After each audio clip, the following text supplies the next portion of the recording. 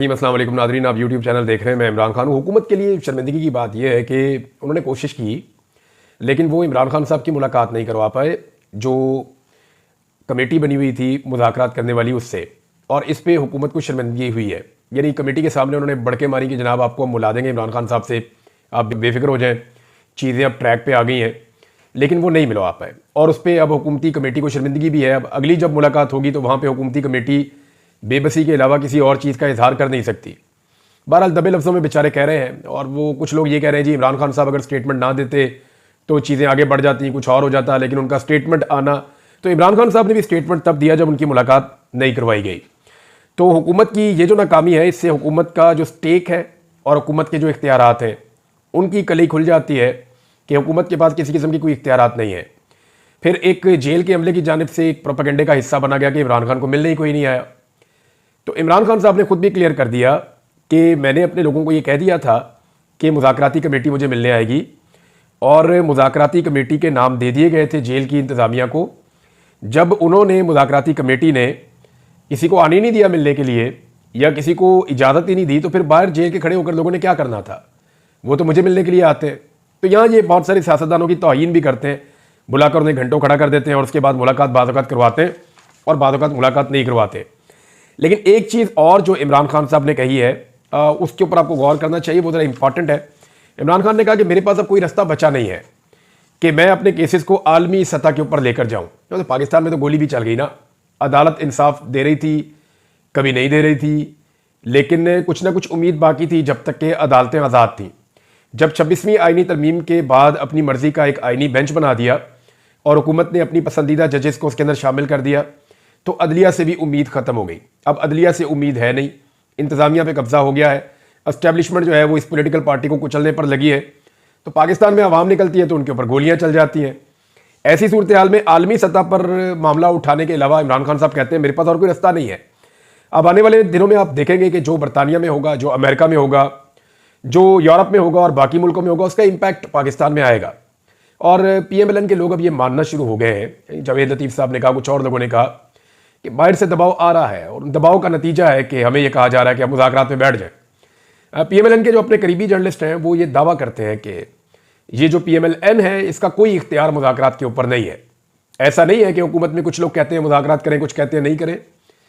उनका ये दावा है, नजम सेठी साहब ने यह बात की कि इनको जो कहा जाता है बेचारे वही करते हैं, क्योंकि कठपुतली हुकूमत है और अर्दली वज़ीर आज़म इमरान खान साहब ने करार दिया शहबाज शरीफ साहब को, तो फिर उन्हें वही करना पड़ता है जो उन्हें कह दिया जाता है। इमरान खान साहब ने जेल से दो लोगों के बारे में कल के दिन में बातचीत हुई है, एक शहबाज गिल के बारे में और एक शेर अफजल मरवत के बारे में। शेर अफजल मरवत साहब के तहफ़्फ़ुज़ात हैं सलमान अकरम राजा साहब के बारे में। वो ये कहते हैं जी मेरे केसेस भी ले लिए, मेरे लिए प्रॉब्लम क्रिएट की, और सलमान अकरम राजा साहब जो है वो पार्टी में बिल्कुल नए हैं।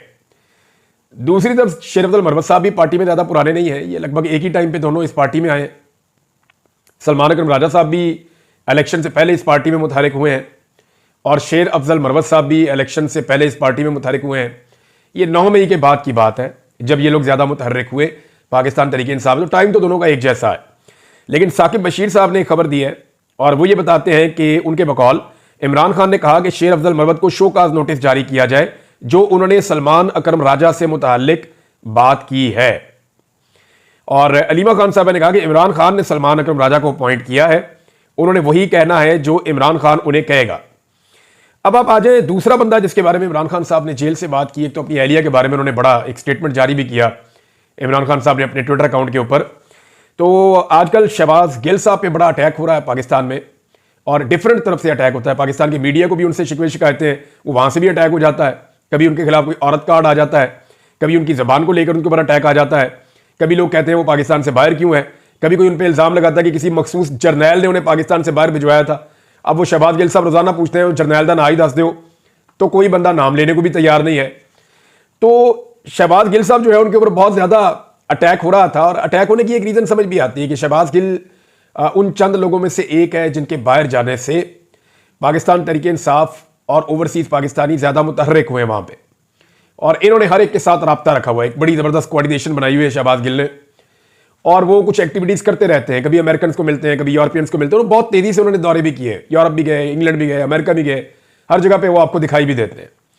और दूसरा, शहबाज गिल जो है वो क्योंकि अमेरिका में पहले रहे, वो उनके मजाज भी समझते हैं वहाँ के लोगों के, तो उन्होंने वहाँ के लोगों को उनकी ज़बान में काफ़ी कुछ समझाया कि एक्चुअली इमरान खान के साथ पाकिस्तान में हो क्या रहा है और पाकिस्तान में इंसानी हकूक़ की खिलाफ वर्जियों पर मामला कहाँ पहुँचे हैं। तो ओवरसीज़ पाकिस्तानियों को एक वॉइस और मिल गई, और एक नाम आप नहीं भूल सकते, वो है डॉक्टर मोहित पीरज़ादा का। डॉक्टर मोहित पीरज़ादा के ऊपर गुज़िश्ता चंद दिनों से अटैक हुआ, और अब आप देखेंगे आने वाले दिनों में डॉक्टर मोहित पीरज़ादा पे और शहबाज गिल पे मजीद फोकस करके अटैक किया जाएगा। उसकी वजह यह है कि ये दोनों लोग जो हैं, इनका बाहर मौजूद होना और ओवरसीज पाकिस्तानियों से सबसे राब्ते में होना, हर ग्रुप के साथ मुतहर्रिक होना, ये उन सारी चीज़ों को तेज़ करता है जिसको पाकिस्तान के अंदर ये निज़ाम स्लो करना चाहता है। और उन्हें यह लगता है कि ये लोग इफेक्टिव हैं, ये काफ़ी इफेक्टिव लोग हैं और इनकी एक्टिविटी जो है उससे असर पड़ता है। अभी जो कुछ एक्टिविटीज़ होने जा रही हैं और जो हुई हैं हाल ही में, उनमें डॉक्टर मोहित पीरज़ादा का नाम आप निकाल नहीं सकते, वो भी इन चीज़ों पे काम कर रहे हैं। इसके अलावा जो है वो डॉक्टर शहबाज गिल की इमरान खान साहब ने तारीफ़ की इस बुरे वक्त में जब उनके ऊपर अटैक हो रहा है। तो इमरान खान ने कहा कि शहबाज गिल मेरा वफादार साथी है, और शहबाज गिल के ऊपर पूरे एतमाद का इजहार किया इमरान खान साहब ने जेल से स्टेटमेंट देते हुए। तो चलें, शहबाज गिल साहब का तो काफ़ी कंपनसेशन हो गया, उनकी एक पार्टी है, उनकी पार्टी का लीडर है, और उनकी एफर्ट को अगर वो ये कह रहा है कि वो बेहतरीन एफर्ट है। और इमरान खान साहब ने मेरी इत्तला के मुताबिक चंद दिन पहले शहबाज गिल को जेल से एक पैगाम भी भिजवाया था, और उस पैगाम पे इस वक्त शहबाज गिल काम कर रहे हैं। आपको आने वाले दिनों में कुछ डेवलपमेंट्स नजर आएंगी। रेमिटेंसेस के बारे में हुकूमत के लिए अच्छी खबर यह है कि दिसंबर के महीने में, क्योंकि इमरान खान साहब ने दिसंबर के महीने में फॉरेन रेमिटेंसेस जो ओवरसीज पाकिस्तानी पैसा पाकिस्तान में भेजते हैं, ओवरसीज पाकिस्तानियों से कहा था कि आप पैसा पाकिस्तान में ना भेजें या पैसा कम भेजें। लेकिन हुकूमत के लिए जो हुकूमत ने खबर दी है और जो अदाद शुमार हुकूमती ज़राए से आए हैं, वो ये बताते हैं कि गुज़िश्ता सालों की निस्बत इस दिसंबर के महीने में 2024 का जो दिसंबर था, उसमें जो फॉरेन रेमिटेंसेज हैं उनकी मिकदार में इजाफा हुआ, और वो 3.1 अरब डॉलर तक गई हैं। गुज़िश्ता साल जो है वो 3 अरब डॉलर से कम थी, उससे पहले और कम थी, उससे पहले और कम थी। तो ये मतवादर बढ़ती रहती हैं, रेशो तो वही है बढ़ने की, लेकिन इनमें इजाफा हुआ है। और इसको हुकूमत ऐसे ले रही है जैसे इमरान खान साहब की कॉल के अगेंस्ट गए हैं ओवरसीज पाकिस्तानी, जबकि पाकिस्तान तहरीक इंसाफ जो है उनका ये कहना है कि जो ओवरसीज पाकिस्तानियों के रेमिटेंसेस वाला मामला है, इसका डाटा और इसके असरात, वो ये कहते हैं कि अगले 2 से 3 महीने में आपको नजर आना शुरू होंगे, इसका इंपैक्ट एकदम नहीं आएगा। और सरकारी डाटा के ऊपर उंगलियां भी उठाई जाती हैं, थोड़ा बहुत मैनेज करने की कोशिश की जाती है, लेकिन ये 1-2 महीने मैनेज हो सकता है, लंबे अरसे के लिए आप मैनेज नहीं कर सकते। तो पाकिस्तान तहरीक इंसाफ का कहना है कि अगर ये चलती रही मुहिम, तो इसका जो असरात है वो फरवरी के एंड में या मार्च के एंड में उस वक्त कहीं पे आपको नजर आना शुरू हो जाएंगे। बहरहाल ये तब भी पता चल जाएगा, लेकिन फिलहाल तो रेमिटेंसेस बढ़ी हैं हुकूमती दावे के मुताबिक। अच्छा, इसकी एक दो वजूहत और भी है कि पाकिस्तान तहरीक इंसाफ ने इमरान खान साहब की जो कंपेन है, जो ओवरसीज पाकिस्तानियों से एक दरखास्त उन्होंने की थी कि आप फॉरेन रेमिटेंसेस जो है उनको रोके, जो पैसा वो बाहर से भेजते हैं उसको कम करें या रोकें, इसको तहरीक इंसाफ ने भी संजीदगी से नहीं लिया। इमरान खान साहब ने कई मरतबा जेल में तहरीक इंसाफ के लोगों को कहा कि इस मसले को उठाएं, इस पर बात करें, लेकिन क्योंकि इस पर कोई बड़ी कंपेन चली नहीं अभी तक। आप गौर करें तो सोशल मीडिया पे थोड़ा बहुत चलता है, लेकिन जो ओवरसीज पाकिस्तानियों में कंपेन चलाने का मामला है, उसको पाकिस्तान तहरीक इंसाफ ने उस तरीके से अभी ओन नहीं किया जैसे एक भरपूर कंपेन चलाई जाती है। बज़ाहिर ऐसा दिखाई देता है कि पाकिस्तान तहरीक इंसाफ ने इन मुज़ाकरात से ज्यादा उम्मीदें बांध ली थी, हालांकि इन मुज़ाकरात में सिर्फ टाइम गेन किया गया है हुकूमत की जानिब से। और जो 26 नवंबर का एक सिलसिला था जो वहां पे कत्लेआम हुआ, उस पर जो आवाज उठाई जा रही थी, उस आवाज को मध्यम कर दिया गया इस बीच में। यानी मैं आपको सीरियसली कहता हूं कि गुज़िश्ता कई वीलॉग्स में मैं हूं या बहुत सारे और लोग हैं, तवज्जो तो बटी है ना, बाकी इश्यूज की तरफ गए हैं। वो जो गोली क्यों चलाई थी, 26 नवंबर का कत्लेआम, लाशें कहां पे गई, या लापता अफराद जो है वो किधर हैं, उनकी तस्वीरें किधर हैं, उनके नाम क्या हैं, उनकी फैमिलीज किधर हैं, उनकी फैमिलीज के इंटरव्यूज क्यों नहीं आ रहे, FIR क्यों नहीं हो रही, CCTV फुटेज कहां पे है, अस्पतालों का रिकॉर्ड कहां पे है, अस्पतालों की CCTV फुटेज कहां पे है। तो ये सारा डाटा और इन चीजों के ऊपर काम नहीं हो रहा था। तो ये हुकूमत उसको टोन डाउन करने में कामयाब तो हुई है, ये आपको मानना पड़ेगा। अब पाकिस्तान तहरीक इंसाफ या तो ओवरसीज पाकिस्तानियों के हवाले से इस कंपेन को सीरियस लेगी, या फिर ये मामला जो है वो ऐसे ही लटका रहेगा। फौजी अदालतों के हवाले से नाजरीन बहुत अजीबोगरीब सवाल पैदा होना शुरू हो गए हैं। एक सवाल उठाया गया अदालत में कि जो ऑफिसर फौज का ट्रायल को चलाता है, वो ऑफिसर खुद से फैसला नहीं देता। ये देखें कैसी अजीब बात है। यानी जो जज केस सुनता है वही जज फैसला देता है ना। ये तो नहीं होता कि जो जज केस सुन रहा है वो बड़े जज को केस सुनने के बाद बता देगा जी मैंने ये सुना है, तो बड़ा जज घर बैठ के फैसला दे देगा या किसी और दफ्तर में बैठ के फैसला दे देगा। ऐसा होता नहीं है, हर काजी को मुकदमा खुद सुनना पड़ता है फैसला करने के लिए। लेकिन यहां पे जो है वो ये बताया गया कि जो ऑफिसर ट्रायल चलाता है वो खुद नहीं बड़े अफसर को भेजता है और बड़ा अफसर फैसला करता है। जो केस को सुने ना वो केस का फैसला कैसे कर सकता है? ये बात भी आईनी बेंच में उठाएगी। लेकिन आईनी बेंच जिन लोगों पर मुश्तमिल है, ये पसंदीदा जजेस हैं और काजी फायद ईसा के बहुत करीब थे, और ये जजेस फैसला तकरीबन वही देंगे जो काजी फायद ईसा चाहेंगे, या जो काजी फायद ईसा साहब के हमायती हैं वो चाहेंगे, ये फैसला तकरीबन वैसा ही देंगे। बल्कि कुछ जो रिपोर्टर हैं वो ये रिपोर्ट कर रहे हैं और वो खुलकर ये बात अब बता रहे हैं कि जस्टिस अमीनुद्दीन खान साहब, जो इस बेंच के आईनी बेंच के सरबराह जिनको बनाया गया है, जिन्होंने अपने आप को खुद ही वोट दे दिया था, उनके बारे में बता रहे हैं कि ये बिल्कुल काजी फायद ईसा की तरह अदालत चला रहे हैं। यानी जब भी कोई मामले में फंस जाते हैं मिलिट्री कोर्ट वाले या उनके वकील, तो जस्टिस अमीनुद्दीन उनको रेस्क्यू करते हैं, जैसे काजी फायद ईसा साहब इलेक्शन कमीशन को रेस्क्यू किया करते थे, आपको याद होगा। तो वो कह रहे हैं बिल्कुल हमें एक झलक नजर आती है काजी फायद ईसा की जस्टिस अमीनुद्दीन खान साहब में। और हफीजुल्लाह न्याजी साहब ने भी शिकवा किया कि मेरी अपनी अदालत में उन्होंने तौहीन की है, मैं उम्र में भी उनसे बड़ा हूं और मैं जुल्म का शिकार हो रहा हूं जो उनके बेटे के साथ हो रहा है। बहरहाल एक स्टेटमेंट मुझे, क्योंकि मैंने नाम ले लिया हफीजुल्लाह न्याजी साहब का, तो उनको एक स्टेटमेंट है, लेकिन उस पर मैं बाद में आता हूं। जस्टिस मंदुखेल साहब ने कहा कि मैं खुद को परफेक्ट नहीं समझता आज तक, हालांकि कब से वो लगे हुए हैं, 3 दहाइयों से ज्यादा हो गई है वो कानून के इसी शोबे में। वो ये कहते हैं कि फौजी अफसर कैसे इतनी सख्त सजा दे सकता है जब मैं खुद अपने आप को परफेक्ट नहीं समझता। 4थी दहाई उनकी चल रही है। तो अब मामला एक और भी उठा है कि 13 साजिश केस नवाज शरीफ साहब का, आर्मी चीफ को हवा में टांग दिया था, वो तो फौजी अदालत में नहीं चला। जो मेहरान का जो एयरबेस का केस था जहां पे इतना पाकिस्तान का नुकसान हुआ, वो भी फौजी अदालत में नहीं चला। फिर इस तरह जो GHQ के ऊपर एक अटैक हुआ था जिसमें फौजी शहीद भी हुए थे, अंदर तक अटैक हो गया था, उसमें भी कोई फौजी अदालतों में केस नहीं चला। तो ये केसेस जो सिविलियंस के हैं ये फौजी अदालतों में कैसे चल सकते हैं? हफीजुल्लाह न्याजी साहब ने जो स्टेटमेंट दिया ये बड़ा इंटरेस्टिंग है और इसके ऊपर मुझे जरूर बात करनी है, क्योंकि हफीजुल्लाह न्याजी साहब ने बात तो ठीक की है, लेकिन वो सिर्फ तस्वीर का एक रुख देख रहे हैं, दूसरा रुख वो देखना नहीं चाहते। हफीजुल्लाह न्याजी साहब ने नवाज शरीफ की सियासत तबाह करने पर इमरान खान से माफी मांगने का मुतालबा कर दिया। उन्होंने कहा कि इमरान खान को पता नहीं उन्होंने नवाज शरीफ के साथ क्या कर दिया है। नून लीग की सियासत टके टोकरी हो गई है। नवाज शरीफ की सियासत को भंबोर कर सिस्टम से निकाल दिया इमरान खान ने। तो इस बात पे इमरान खान नवाज शरीफ से माफी मांगे। तो न्याजी साहब हमारे सीनियर हैं, सीनियर जर्नलिस्ट भी हैं और उम्र में भी बहुत बड़े हैं, मैं उनका बड़ा एहतराम करता हूं। तो मैं उनसे सिर्फ ये गुजारिश करना चाहता हूं कि न्याजी साहब, दोनों ने अपना अपना रास्ता खुद चुना। जिस रास्ते पे नवाज शरीफ चला उसने उसी मंजिल पे पहुंचना था जिस रास्ते से वो मंजिल मिलती है, जो मंजिल है उस रास्ते की वहीं पहुंचना था। इमरान खान ने भी अपना रास्ता खुद चुना है कि मैं इस रास्ते पे चलूंगा और ये मंजिल पे पहुंचूंगा। तो दोनों के पास इंडिपेंडेंट ओपिनियन थी या अपनी आजाद राय थी कि उन्होंने कौन सा रास्ता चुनना है। तो नवाज शरीफ साहब ने रास्ता चुन लिया बूट पॉलिश वाला, तो उसकी मंजिल वही है ना, कभी पॉलिश मुंह पे लग जाती है, कभी हाथ पे लग जाती है, कभी कपड़ों में लग जाती है। इमरान खान साहब ने रास्ता चुन लिया कमर सीधी रख के खड़े होने वाला, चाहे बेड़ियां हो पैरों में और हाथों में, तो यहां पे इज्जत मिल जाती है। बेशक चोट लगती है, दुख होता है, तकलीफ होती है, लेकिन इसके बावजूद उन्होंने रास्ता इज्जत वाला चुना है। तो मियां नवाज शरीफ साहब की अपनी चॉइस का ज्यादा इसमें अमल दखल है। इमरान खान साहब का कसूर इतना बड़ा नहीं है। हां, लेकिन यह अच्छी बात है कि अगर नवाज शरीफ और इमरान खान मिलकर एस्टेब्लिशमेंट को सियासत से बाहर कर दें और उसका किरदार वहीं तक महदूद कर दें जितना होना चाहिए, तो पाकिस्तान का बड़ा भला हो जाएगा। यह मैं आपको बार बार कहता हूं कि सारे चोर मिलकर भी ना एस्टेब्लिशमेंट को सियासत से निकाल दें तो पाकिस्तान का भला हो जाएगा, पाकिस्तान बेहतरीन रहने की जगह बन जाएगा अगले 10-20 साल में। लेकिन अगर एस्टेब्लिशमेंट का किरदार ऐसे ही रहा पाकिस्तान में जैसा गुज़िश्ता 70 साल से है, तो 70 साल से हम जहां पहुंचे हैं ना, अगले 70 साल में भी फिर हम कहीं पहुंच नहीं सकेंगे, खुदा ना खास्ता, जो मुझे दिखाई दे रहा है, जो चीजें नजर आती हैं साफ। दूसरा, काजी फायद ईसा साहब का जिक्र हुआ, तो ओवरसीज पाकिस्तानी जो हैं वो काजी फायद ईसा साहब का भी नाम शामिल करें अगर वो मेरी गुजारिश सुन रहे हैं तो। खासतौर पर अभी जो मामला फ्रेंड्स ऑफ डेमोक्रेटिक पाकिस्तान, ये इनका आप देख लें, इनका लोगो वोगो भी है और ये इनकी तंजीम है, इन्होंने इस पर ट्वीट भी किया हुआ है। मैंने आपको इनका पूरा मिशन बताया था पहले। तो ये जो है ये पहले बरतानिया में प्रोग्राम करवा रहे हैं, पार्लियामेंट के अंदर ब्रीफिंग, और उसके बाद जो है वो एक प्रोग्राम होने जा रहा है अमेरिका में, और फिर अमेरिका में एक बाइंडिंग रेजोल्यूशन भी आने जा रही है।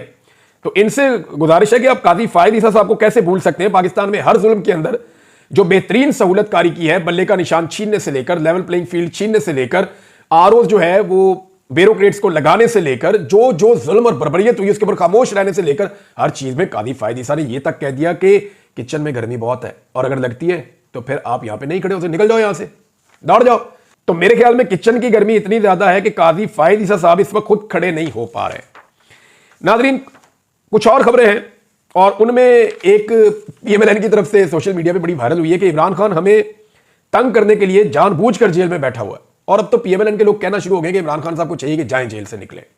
उन्हें भी यह पता है कि इमरान खान के पास ऑफर मौजूद है, लेकिन उसके लिए इमरान खान साहब को जेल के छोटे दरवाजे से निकलना पड़ेगा।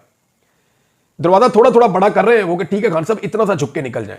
खान साहब कहते हैं नहीं, फटा फाटा खोलो। जैसे मुझे पकड़ के इज्जत के साथ अंदर लेकर गए थे, उसी इज्जत के साथ मैं पकड़ के बाहर आऊंगा। मैंने छोटे दरवाजे से नहीं गुजरना जहां से जरदारी गुजरा, जहां से नवाज शरीफ गुजरा, जहां से बाकी सियासतदान गुजरे, मैं उससे गुजर कर बाहर नहीं आऊंगा इस जेल में से। मेरे लिए बड़ा फाटक आप खोलेंगे। तो अब पीएमएलएन के लोग जो तकरीबन मिन्नत तरले पे भी आ गए हैं और इमरान खान साहब कह रहे हैं कि मेरे पास अब बाहर जाने के अलावा, आलमी सतह पर अपने केसेस उठाने के अलावा कोई रास्ता नहीं बचा। और आप आने वाले दिनों में इमरान खान साहब के कुछ आर्टिकल भी छपते हुए देखेंगे। आपको इंटरनेशनल मीडिया में इमरान खान की वॉइस भी सुनाई देगी। एक खबर और आई है नाज़रीन, और खबर यह आई है कि मुत्तहिदा अरब अमारात को शिकार खेलने के लिए और महल्लात के लिए 14,000 कनाल अराजी अता कर दी गई है। इन 14,569 कनाल अराजी उन्हें दी गई है हुकूमत पंजाब की जानिब से। और सालाना इसके ऊपर जो पैसा मिलेगा लीज पे वो मिलेगा जी 54,536 रुपए। यानी 54,536 रुपए के एवज 14,569 कनाल अराजी सालाना दे दी गई है लीज पे शिकार के लिए और महल्लात वगैरह और चीजें बनाने के लिए। अपनी मुत्तहिदा अरब अमारात को ताल्लुकात बेहतर होंगे इससे। लेकिन मेरा एक सवाल है कि क्या 1,000 कनाल अराजी भी यूएई में या अबू धाबी में पाकिस्तान को या पाकिस्तानियों को मिल सकती है? वैसे ही मेरा जहन में है कि सवाल मैं कर सकता हूं। सवाल तो कोई भी आपके दिमाग में आ सकता है। तो मैंने ये एक सवाल उठाया, खुद ही इसका जवाब सोच लीजिएगा। अब एक चीज और है कि जो अमेरिका में आग लगी है, क्योंकि ये बहुत बड़ी खबर बनती जा रही है। एक तो डोनाल्ड ट्रंप को सजा हो गई है, लेकिन उन्हें सजा सुनाई नहीं गई। यानी आपको अजीब लगेगा ये सुनने में, लेकिन मैं एज इट इज आपको बता देता हूं कि नौमुंतखब अमेरिकी सदर डोनाल्ड ट्रंप पर जुर्म साबित हो गया, मगर वो सजा से बच गए हैं। गैर मशरूत तौर पर उनको रिहा कर दिया गया है और ट्रंप को यानी अब सजा वजा कोई नहीं हुई, गैर मशरूत तौर पर वो रिहा हो गए हैं, लेकिन उनका जुर्म साबित हो गया है। और ये अमेरिका की तारीख में पहला कन्विक्टेड प्रेसिडेंट भी होगा, ये भी दावा किया जा रहा है खबरों में। अब ट्रंप ने इसे सियासी इंतकामी कार्रवाई करार दिया है और जज को बदउनवान भी करार दिया है। ये पहले मैं आपको बता चुका हूं। लॉस एंजलिस में जो आग लगी है उसके हवाले से नाज़रीन, कैलिफोर्निया का जो एक बड़ा मशहूर एरिया है लॉस एंजलिस, वहां पे अचानक आग लगी है। उससे अब तक जो नुकसान हुआ मैं आपको बता देता हूं। 3 दिन हो गए हैं ये आग बुझाने में अमेरिका नाकाम हो रहा है। 2 लाख अफराद तकरीबन बेघर हो गए हैं और 70 मील फी घंटा की रफ्तार से हवाएं चल रही हैं, जो आइंदा चंद दिनों तक चलती रहेगी। ये इतनी तेज हवाएं चल रही हैं कि इनकी वजह से आग बुझ ही नहीं पा रही। जैसे ही आग एक जगह बुझाने लगते हैं, वो आग आगे ट्रेवल करती है, आगे ट्रेवल करती है, पूरा का पूरा शहर ऐसे जल रहा होता है। वो मनाजिर देखते हैं, बड़े हौलनाक किस्म के मनाजिर हैं। तो लॉस एंजलिस के 2 जोन्स में अभी तक आग फैली हुई है और दर्जनों हलाकतें रिपोर्ट हुई हैं। 10 लाशों की अब तक तस्दीक हो गई है। 10,000 के करीब घर, इमारतें, कमर्शियल एरिया, ये 10,000 अमलाक को नुकसान पहुंचा है। मुकम्मल तौर पर तबाह हुई हैं। जो हॉलीवुड हिल्स हैं, जहां पे बहुत सारे शोबिस स्टार्स हैं बड़े बड़े, उनके वहां पे बहुत बड़े बड़े घर हैं, फॉर्म्स हैं, वो मुकम्मल तौर पे जल के तबाह हो गए हैं। लोगों को वार्निंग देकर अभी भी कई इलाकों से निकाला जा रहा है। एक बंदा गिरफ्तार किया है लॉस एंजलिस पुलिस ने, जिसपे उन्हें शक है कि इस बंदे ने आग लगाई है, लेकिन अभी तक इसके बारे में कुछ कंफर्म नहीं किया जा सकता। नासा की एक बहुत बड़ी लेबॉर्ट्री है वहां पे, उसको बचाने की अब कोशिश कर रहे हैं। कुछ इतलात ये हैं कि उसको बचा लिया गया है, लेकिन अभी भी वो खतरे में है, क्योंकि आइंदा चंद दिनों तक बहुत तेज हवाएं चलेगी। एक चिंगारी भी निकलती है तो हवा जो है वो भड़क जाती है। नाज़रीन, ये खबर मैंने दी थी और वो खबर गलत थी। वो खबर एक्चुअली मैं नॉर्मली जब खबर देता हूं इस तरह की, तो मैं रिपोर्टर का नाम ले लेता हूं। वहां पे मेरे से गलती हुई, मैंने रिपोर्टर का नाम नहीं लिया। तालिब फरीदी साहब के हवाले से खबर आई थी मेरे सामने। वो एक बड़े सीनियर रिपोर्टर हैं, मैं उनकी बड़ी कदर करता हूं। उनकी बहुत जबरदस्त कवरेज और बड़ी जबरदस्त खबरें उन्होंने ब्रेक की है। तो उनका नाम क्योंकि लिखा हुआ था तो मैंने खबर बगैर तस्दीक किए दे दी कि पाकिस्तान के अंदर जो है वो दफातर बंद हो रहे हैं कतर एयरलाइंस के, लेकिन उसकी तस्दीक नहीं हो सकी। उन्होंने तरदीद की है, उनके दफातर पाकिस्तान में बंद नहीं हो रहे, लेकिन हाँ बहुत सारे और दफातर पाकिस्तान में इंटरनेट की बंदिश की वजह से बंद हो रहे हैं और कई मल्टीनेशनल कंपनियां पाकिस्तान छोड़कर जा रही हैं। ये ARY ने रिपोर्ट किया है। तो यहां पे वहां पे भी मुझे नाम लेना चाहिए था, तो मैं नाम नहीं ले पाया। तो इसलिए मैं बताना भी मेरी जिम्मेदारी थी कि मैं आपको बताऊं कि उन्होंने बताया कतर एयरवेज ने कि उन्होंने अपने वहां पे दफातर बंद नहीं किए। अब तक के लिए इतने ही। अपना ख्याल रखिएगा, अपने चैनल का भी। अल्लाह हाफिज़।